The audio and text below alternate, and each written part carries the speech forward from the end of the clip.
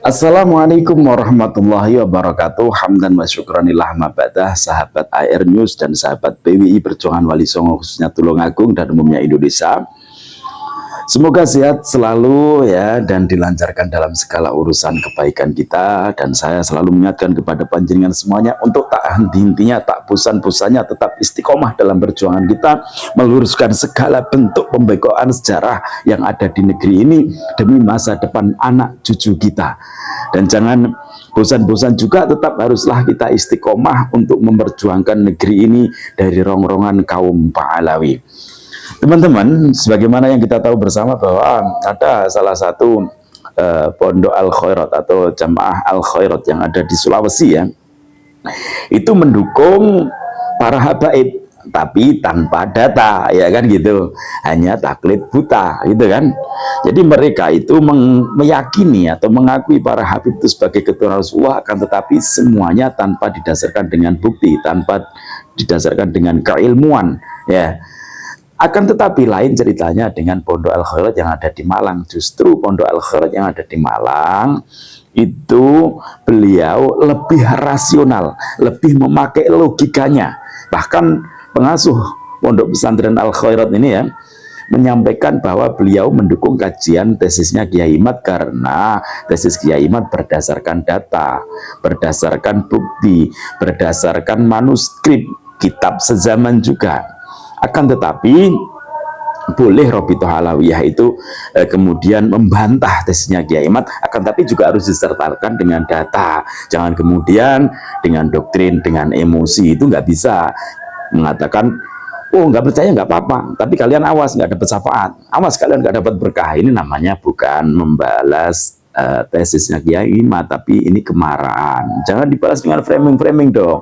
Tunjukkan bukti kalau jenengan itu emang benar-benar keturunan Rasulullah, kalau memang ada buktinya. Oke, kita simak aja ya apa yang disampaikan oleh pengasuh Pondok Pesantren Al-Khairat Malang. Kita sebagai orang akademis ya, seorang pelajar, maka kita tekankan bahwa menyikapi masalah penelitian, kajian, yaitu harus disikapi dengan penelitian juga. Jadi karena masalah nasab ini adalah masalah sejarah berkaitan dengan data-data, maka untuk sementara ini data yang disampaikan oleh Kiai Imaduddin itu valid, benar. Jadi berarti memang nasab dari para habaib tidak tersambung, walaupun ada pendapat dari Syekh Ali Jum'ah, Syekh Mahdi Rojai yang mengatakan sambung, tapi beliau tidak mendukung dengan data. Maka untuk sementara seperti yang dikatakan oleh Kiai Profesor Dr. Agil Siraj, untuk sementara pendapat Kiai Imad ini valid, akurat. Nah, apa yang kita tunggu ini, tapi belum, tidak otomatis kemudian nasabnya Habib terputus, enggak. Pendapat kajian Kiai Imad ini valid dan akurat sementara ini, sampai ada pendapat yang menyatakan sebaliknya. Nah, itu ya.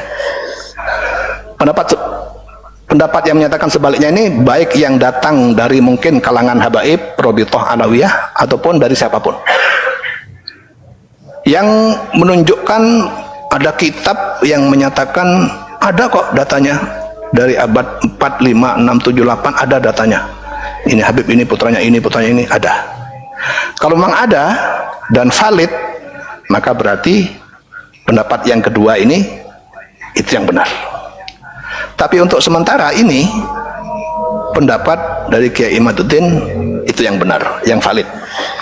Tapi ini belum final, ini kan masih mungkin kelompok Rabithah Alawiyah. Tahu Rabithah Alawiyah? Rabithah Alawiyah itu ormas yang membawai para habaib.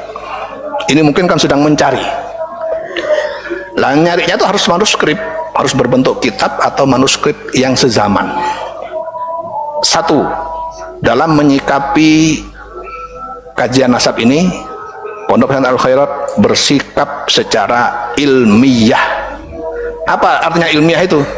Yaitu pendapatnya mendukung orang yang berpendapat memakai data. Data itu berarti kitab.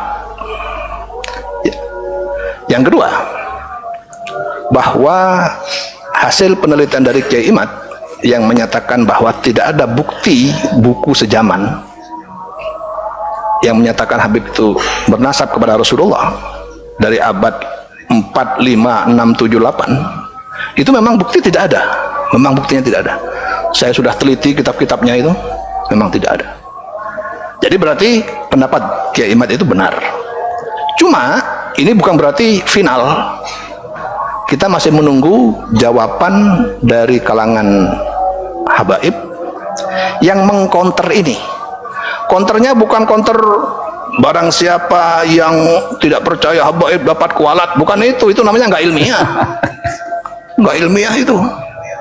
Pokoknya harus percaya, kalau nggak percaya kualat, nggak dapat syafaat saya, itu namanya nggak ilmiah. Yang ilmiah itu gimana? Para habaib menyatakan kami sudah menemukan buku-buku yang diminta oleh Kiai Imad, yaitu buku-buku sezaman abad 5, 6, 7, 8. Ini kitabnya. Nah, itu baru ilmiah. Sementara ini masih belum ada. Maka Oke, itu tadi teman-teman ya penjelasan dari pengasuh Pondok Pesantren Al Khairat Malang. Ini baru rasional gitu loh ya. Jadi ini bisa untuk acuan ya.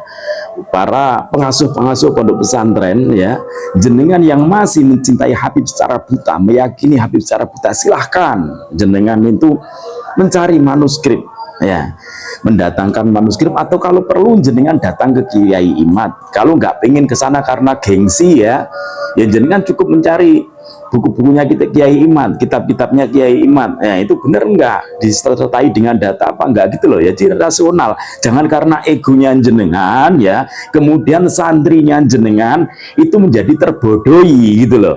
Biarkan santri jenengan itu cerdas gitu loh. Biarkan santri jenengan itu berpikir secara ilmiah gitu loh ya.